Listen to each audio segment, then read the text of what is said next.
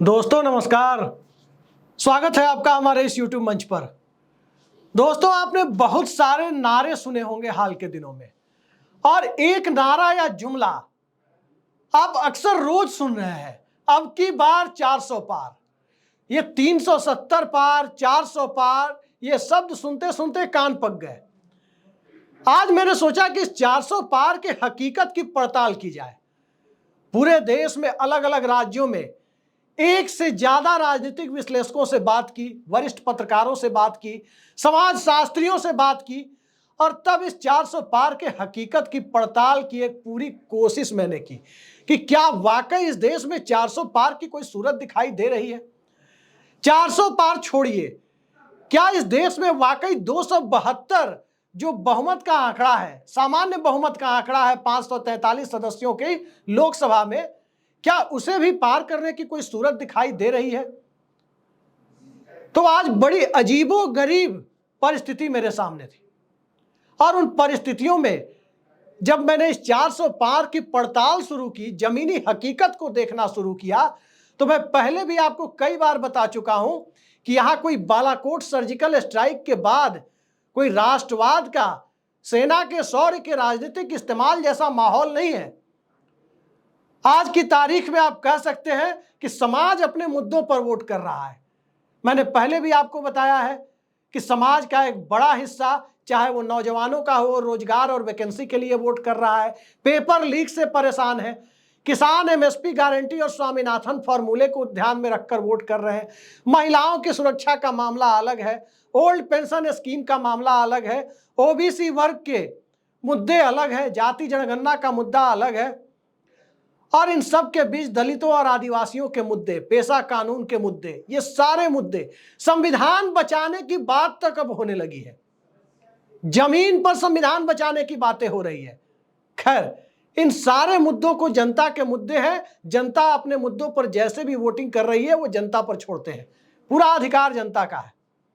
लेकिन 400 पार के दावे में कितनी हकीकत है और कितना ये जुमला है, इसकी पड़ताल के लिए पूरे भारत की लोकसभा सीटों को 3 अलग अलग वर्गों में क्लासिफाई करके, अलग अलग वर्गों में विभाजित करके मैंने देखा, तो तस्वीर इससे कुछ अलग दिखाई दे रही है। आपको मैं अब बता रहा हूं कि 400 पार के नारे पर भारत कैसे देख रहा है। तो सबसे पहले भारत को 3 अलग अलग भागों में रखकर, अलग अलग खांचे में रखकर भारत की सभी लोकसभा सीटों को देखने की जरूरत है। हिंदी भाषी भारत, हिंदी भाषी भारत में कितनी सीटें हैं? हिंदी भाषी भारत में 245 सीटें हैं, और इन 245 सीटों में भारतीय जनता पार्टी को 183 सीटें मिली थी, और जो बची हुई 62 सीटें हैं उसमें कुछ भाजपा के सहयोगी दलों को मिली तो कुछ विपक्ष को मिली। इसके बाद आप गुजरात को, एक दूसरा पक्ष है, दूसरा वर्ग है गुजरात, एक हिंदी भाषी भारत और दूसरा गुजरात।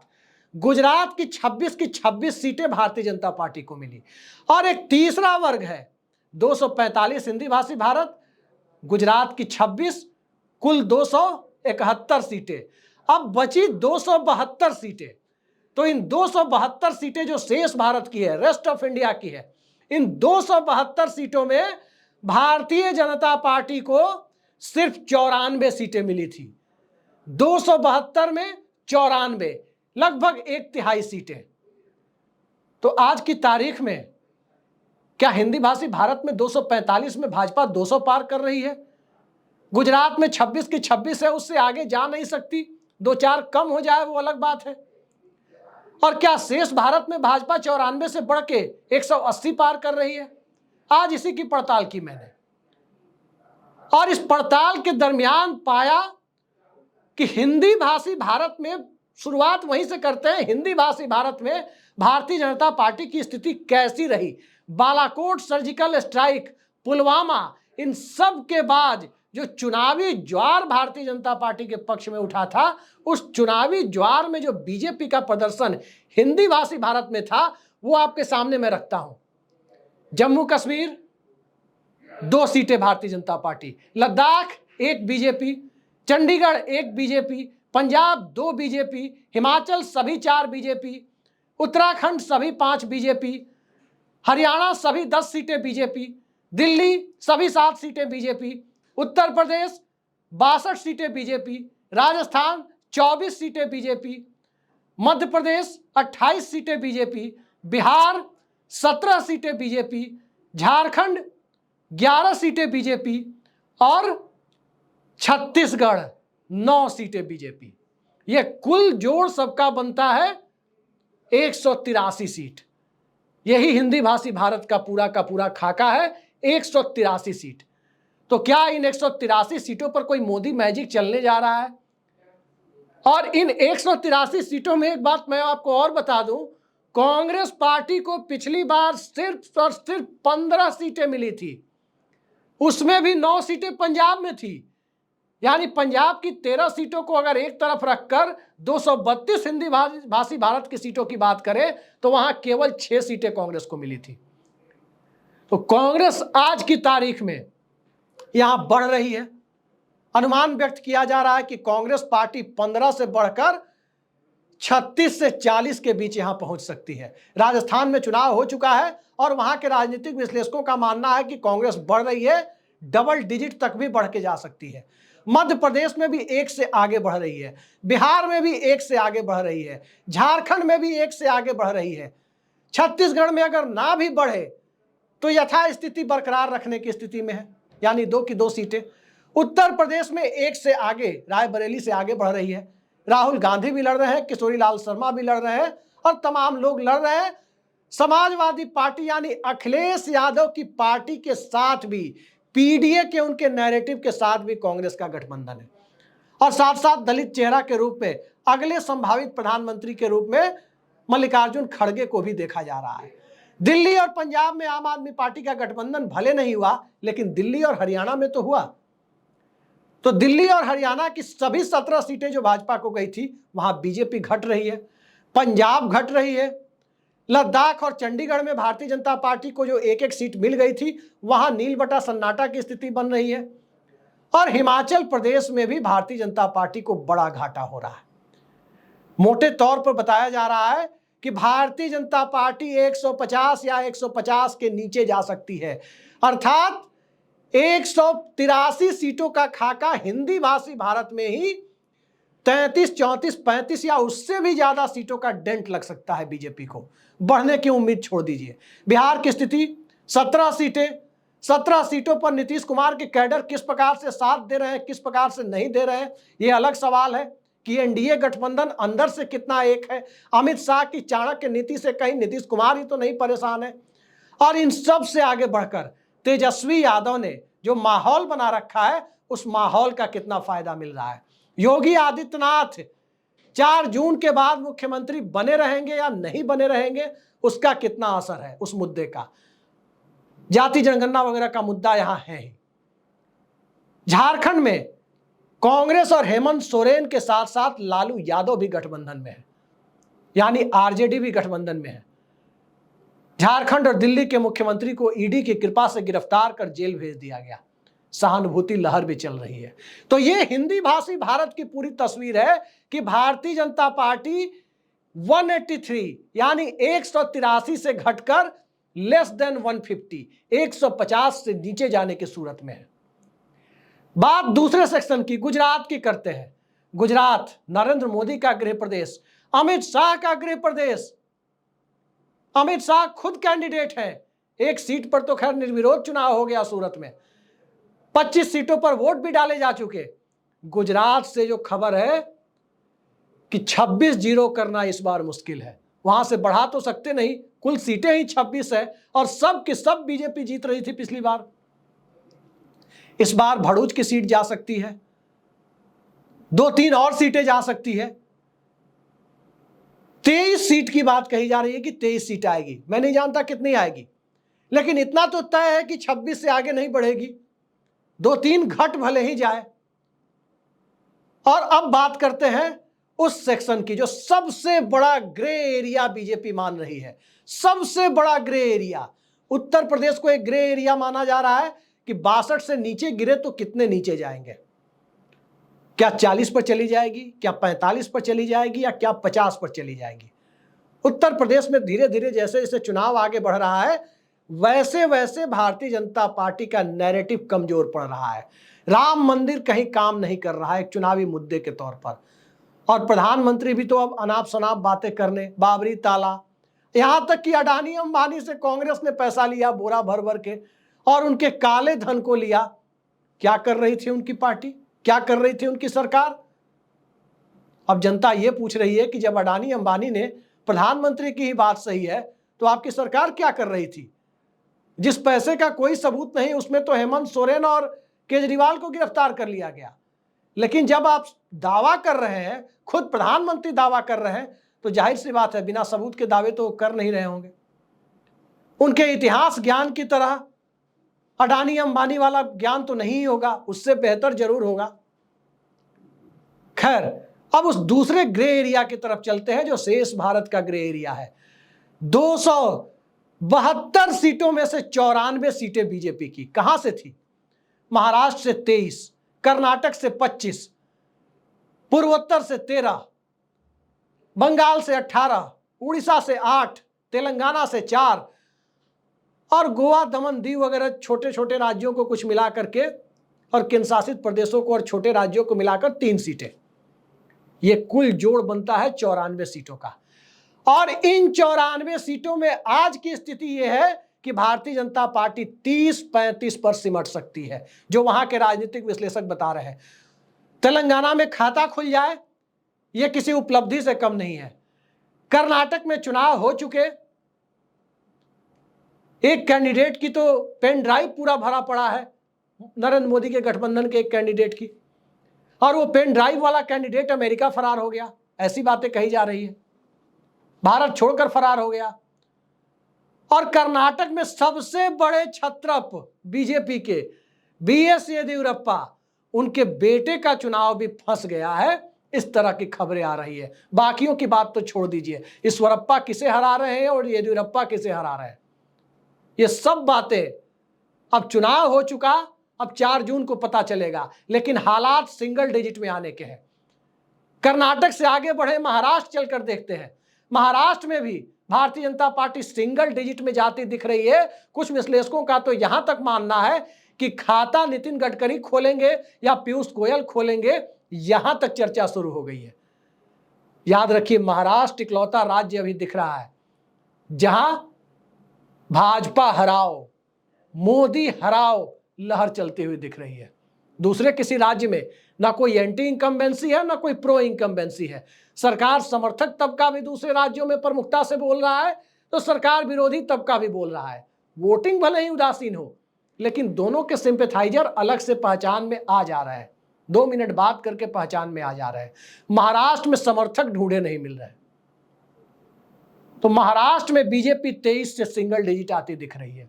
बात बंगाल की करें तो बंगाल में भी दीदी ओ दीदी, पश्चिम बंगाल वो बंगाल जहां भारतीय जनता पार्टी लाल सलाम के बाद भगवा सलाम करने की तरफ आगे बढ़ रही थी। 2 से बढ़कर 18 लोकसभा सीटों तक पिछली बार पहुंच गई थी। आज की हकीकत यह है कि पश्चिम बंगाल में क्या बीजेपी वापस 2 पर लौट जाएगी? कहा जा रहा है कि शुभेंदु अधिकारी दिलीप घोष के लोगों को निपटाने में लगे हैं और दिलीप घोष शुभेंदु अधिकारी के लोगों को निपटाने में लगे हैं। मतुआ समाज सीए एनआरसी के फॉर्म को देख करके वो अलग घबरा गया। वो मतुआ समाज जिसने बीजेपी के लिए आधार तैयार किया, वो फॉर्म भरने से कतरा रहा है। जंगल महल का इलाका, संथाल बेल्ट, जिन आदिवासी लोगों ने, खासकर संथाल लोगों ने बीजेपी की जमीन तैयार की, उस इलाके में भारतीय जनता पार्टी आज सिमटती हुई दिखाई दे रही है। झारखंड के मुख्यमंत्री, झारखंड से लगा हुआ इलाका, और सबसे बड़े संथाल नेता शिबू सोरेन के बेटे हेमंत सोरेन सलाखों के पीछे हैं। उनकी पत्नी कल्पना सोरेन वोट मांग रही है, बिल्कुल दिल्ली में सुनीता केजरीवाल की तरह। दिल्ली में तो सीएम, डिप्टी सीएम दोनों जेल में। डिप्टी सीएम ने इस्तीफा दे दिया, लेकिन सीएम कुर्सी पर जमे हुए हैं। हालात अलग दिशा में जाते हुए दिख रहे हैं। अब थोड़ा आगे बढ़ करके देखते हैं कि पश्चिम बंगाल में भारतीय जनता पार्टी इतने नीचे जा रही है, तो उसके पीछे इंडिया अलायंस के स्ट्रेटेजिक अलायंस का बहुत बड़ा योगदान है। रणनीतिक गठबंधन, बिल्कुल केरल की तरह।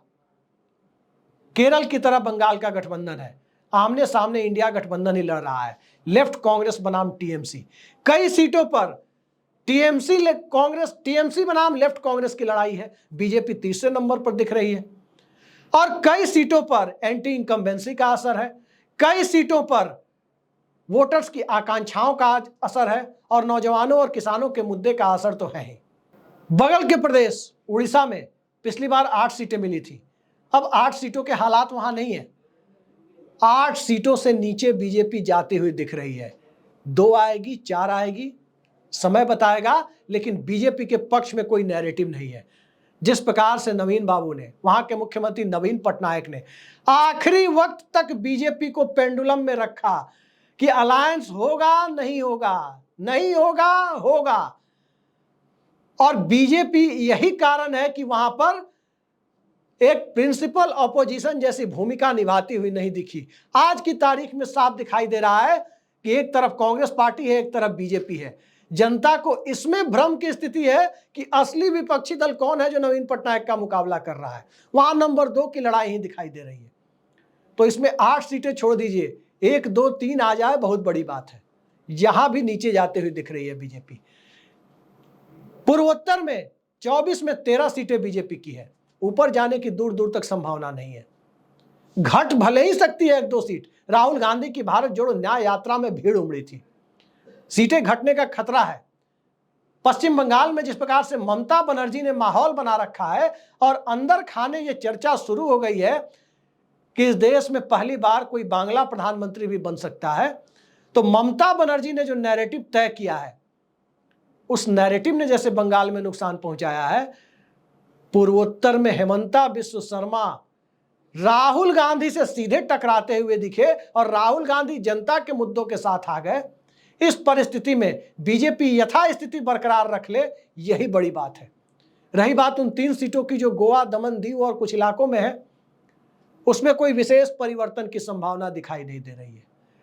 हालात यह है कि शेष भारत में, इस रेस्ट ऑफ इंडिया वाले इलाके में भारतीय जनता पार्टी की स्थिति अपनी 94 सीटों में से 1/3 बचाने के लिए मशक्कत करने की आ पड़ी है। चाहे कर्नाटक हो, जहां डीके सुकुमार पूरी स्ट्रेटजी को संभाल रहे हैं, सिद्धारमैया मजबूती से वहां पर पूरी कमान संभाले हुए हैं।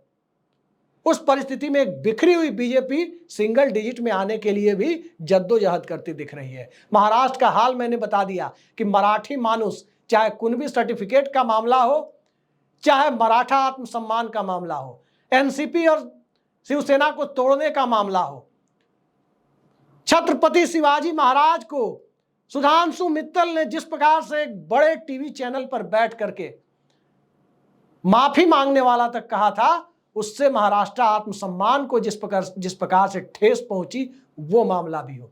उद्धव ठाकरे के पक्ष में सहानुभूति है, शरद पवार के पक्ष में सहानुभूति है। उसके बाद चाहे जितना भी पैसा पानी की तरफ बहा लिया जाए, जब सहानुभूति की लहर चलती है तो 50 खोखे एकदम ओके का नैरेटिव चलता है, तो 50 खोखा 500 खोखे में भले ही बदल जाए, वोटर का मिजाज नहीं बदलता। गुवाहाटी मॉडल लोग भूले नहीं है, उद्धव ठाकरे के हाथ से सत्ता छीनना लोग भूले नहीं है, बाला साहब की ठाकरे की विरासत को छिन्न भिन्न करना लोग भूले नहीं है, और एकनाथ शिंदे और अजीत पवार बीजेपी पर लायबिलिटी ज्यादा साबित हो रहे हैं। वोट में कन्वर्जन दिखाई नहीं दे रहा। और रही बात इसके अलावा जो भारत के हिस्से हैं, मसलन आंध्र प्रदेश, अगर कुछ सीटें लानी होगी तो बीजेपी की अलायंस पार्टनर टीडीपी लाएगी, बीजेपी के लिए कोई गुंजाइश नहीं है। केरल और तमिलनाडु की बात ही छोड़ दीजिए कि केरल और तमिलनाडु में भारतीय जनता पार्टी के लिए पानी मांगने जैसी स्थिति भी है। तो इन सब के बीच 400 का नैरेटिव आपको कहीं दिखाई दिया? संक्षेप में अंत में मैं आपको इतना बता दूं कि नरेंद्र मोदी का चुनावी सिराजा बिखरता हुआ दिख रहा है। अमित शाह की चाणक्य नीति फेल होती हुई दिख रही है। आरएसएस की सोशल इंजीनियरिंग, खुद आरएसएस बहुत उत्साह के साथ उसे लागू करता हुआ नहीं दिख रहा है, क्योंकि आरक्षण के मुद्दे पर वो घर से बाहर निकलने की बजाय घर में बैठने में ही अपनी भलाई समझ रहे हैं, और बीजेपी का कार्यकर्ता तो जमीन पर कहीं दिख नहीं रहा है। तो इस हालात में हिंदी भाषी भारत की 183 सीटों में के घट के 150 तक आने की या उससे भी नीचे जाने की संभावना है। गुजरात में बढ़ने की उम्मीद है ही नहीं, 2-3 भले ही घट जाए। और शेष भारत में कि जो 94 सीटें हैं वो घटकर 1/3 तक आ जाए, तो ये 1/3 सीटें भी बीजेपी बचा ले तो बीजेपी के लिए किसी उपलब्धि से कम नहीं माना जा रहा हो। तो इस हालात में 303 पिछली बार मिल गई थी, 183, 26 और 94, कुल जमा है 303। आज की तारीख में 203 भी आएगी तो बीजेपी के लिए उपलब्धि होगी। ऐसा ना हो कि 200 के नीचे बीजेपी सिमट जाए। अभी 4 फेज का इलेक्शन बाकी है। 3 फेज के इलेक्शन में ट्रेलर दिख चुका है और उस ट्रेलर का असर यह है कि बहुजन समाज पार्टी के कैंडिडेट की वीडियो भी देखने को मिली है, जिसमें वो अपने समुदाय के लोगों को सीधे सीधे ये कह रहे हैं कि ये लोग जाकर के किसी दूसरी पार्टी को वोट दे रहे हैं। तो ये अभी ट्रेलर है, पूरी फिल्म बचे हुए 4 फेज में आपको दिखाई देगी। और अभी तो नरेंद्र मोदी ने क्रिकेट टीम में मुसलमान छोड़कर, क्या उनके भाषण में है, कुछ किसी को समझ में नहीं आ रहा है कि वो रोजगार पर क्यों नहीं बोल रहे हैं कि कितना रोजगार दिया, क्यों 10 लाख से ऊपर वैकेंसियां भारत सरकार में खाली है। वो क्यों नहीं बोल रहे हैं, दरभंगा एम्स पर भी नहीं बोल रहे हैं कि कहाँ उस एम्स की जमीन पर बकरी चल रही है या भैंस चल रही है, कहाँ है एम्स। वो किसानों पर नहीं बोल रहे हैं। अमित शाह तो यहां तक कह रहे हैं कि अजय मिश्रा टेनी, ध्यान रखिए इस नाम को, किसान ज्यादा बेहतर जानते हैं, उन्हें वो बहुत बड़ा आदमी बनाएंगे, चुनाव में कह रहे हैं। किसान सुन रहे हैं, नौजवान ये सुन रहे हैं कि पकौड़ा रोजगार योजना की नौबत अब आ चुकी है और मुसलमान करके इस देश में मुद्दों से भटकाने की कवायद को भी इस देश की जनता समझ चुकी है। यही नरेंद्र मोदी की हताशा का कारण है, निराशा का कारण है। और इसी कारण के बीच 400 पार का दावा खोखला साबित हो रहा है। 400 पार के दावे के समर्थन में कोई तथ्य किसी को दिखाई दे तो हमें कमेंट बॉक्स में जरूर बताइए कि आखिर है क्या यह पूरा मामला। आज के लिए इतना ही, नमस्कार।